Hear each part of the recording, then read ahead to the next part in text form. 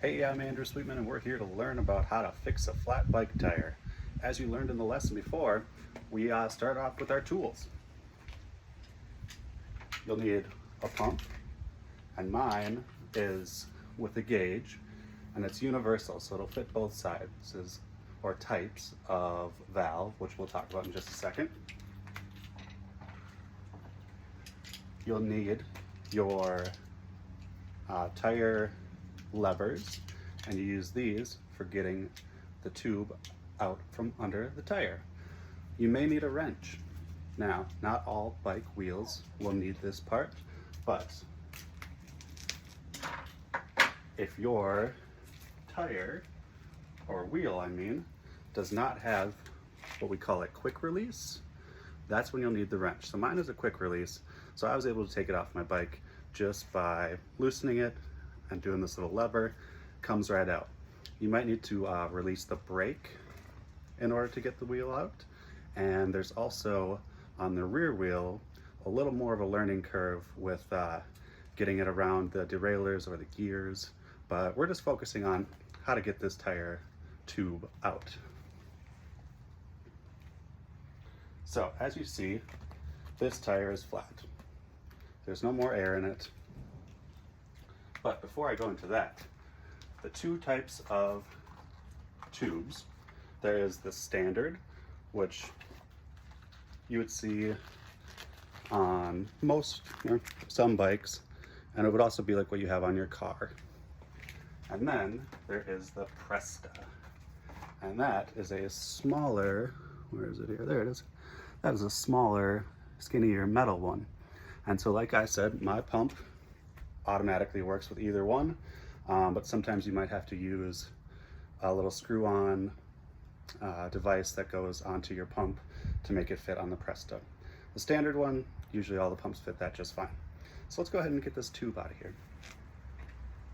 I'm going to use my tire lever, and we're going to get underneath the wall here.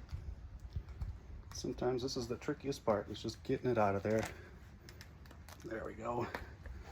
And you got to use some leverage to really pull it out. And now one thing you can do is lock that in place, like so, and then get another one.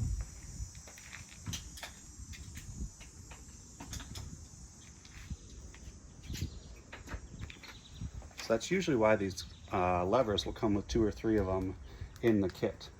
So now using this one that we've kind of got it started, we can sneak another one in there and start going around. Now my tire's getting a little old, so it's kind of crusty, but I think it'll survive another season.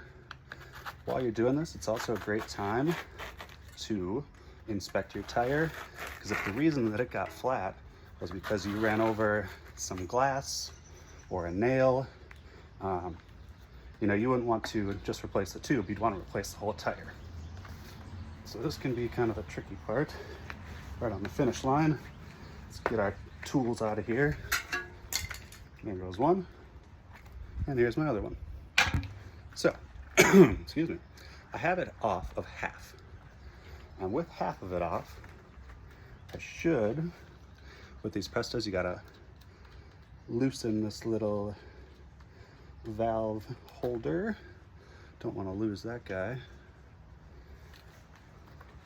And then, with a little finesse, we should be able to get our tube right out of here. There we go. And we just work it all the way around. Bingo. So now I check my tire, make sure it's all good, and then we're ready to put the new one back in. I don't actually have a new one. This one's still a good one, but it all works the same. So I would need to know my size, which I already know this is the right size one, which we learned about in our lesson. And then, before I put it in, I just want to get a little bit of air in there to make it slide on a lot easier. I cut myself. Be careful, folks. So we got a little bit of air in there. that makes it easier to get it back in. So we gotta find our valve hole. There we are. So I always start with that. Make sure I get that valve in there. And then just kind of start working the tire back around it.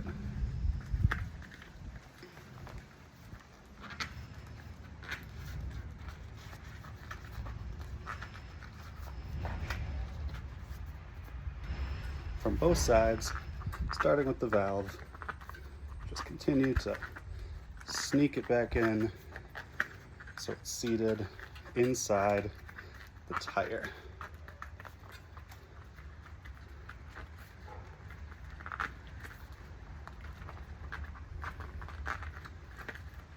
And then the other thing you'll need to look at is on the side of your tire, it'll say the PSI that you're supposed to fill it to. So on the side of mine, it says 90. So once I get this all in and the tire back seated, okay, so the tube is pretty much in. There we go. Now I gotta get the tire back. Easiest way to do that, just pick a spot and start working both ways. Coming all around. Oh, I got a bloody tire. Uh-oh.